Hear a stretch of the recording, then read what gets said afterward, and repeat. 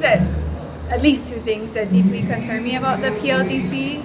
The first is that the lands in question, the public lands, are Hawaiian national lands, and until the claims of the Hawaiian Kingdom to those lands are resolved, I don't support anything that would potentially threaten the corpus of those lands remaining as intact as they are up to this point. So anything that could involve the trade or sale or development that can't be undone on those lands, to me, is not pono at this point until we can resolve the issue of title to those lands. And the second thing I think that really disturbs me about the PLDC is, I agree with the idea of wanting to increase the productivity and value of these lands, which are for the people. But if you look at the way that the law is written and who's on the board of the corporation, it's really people who are looking at development as usual, which is development, of resorts and hotels and commercial development that really benefits a small group of corporate elites and really not the people themselves. So if we were talking about developments that actually had some sort of environmental, social value, say, producing food for people to be able to eat, that's a different sort of thing. This particular corporation is tasked with just generating revenue. So defining the development of land and the productivity of land strictly in terms of the production of monetary wealth, to me, is short-sighted and not the way that our kupuna Hawaii, who stewarded these lands, that made them able to support a healthy civilization for hundreds of generations.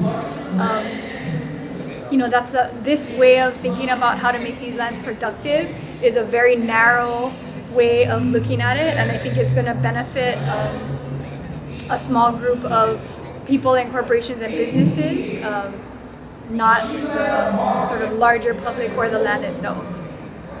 And maybe even more of like a global elite is more and more being a player here, but I haven't seen any evidence of that in the organizational documents, but that just seems a trend here, right? Well, yeah, at least, I mean, I think the way it's written out, the law is written out, it's fairly broad, so that these private partnerships could be with, multinational global corporations. They're not limiting it to Hawaii-based businesses, for example, right? So it could be private partnerships with a whole range of different kinds of investors.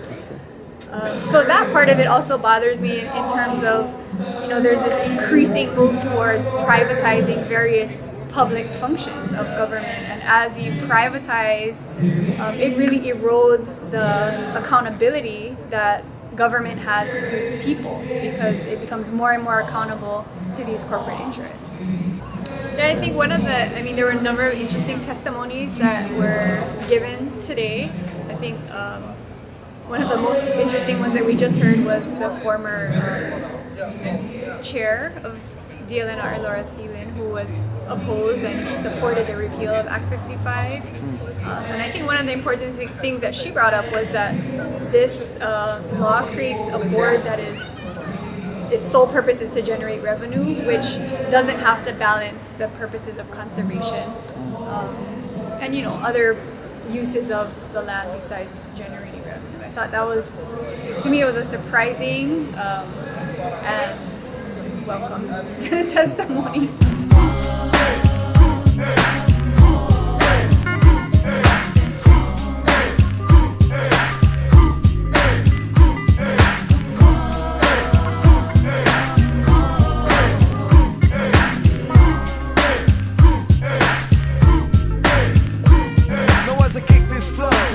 To oppose all the idiots who insist it's simply how it goes. Back in 1893, the year was military.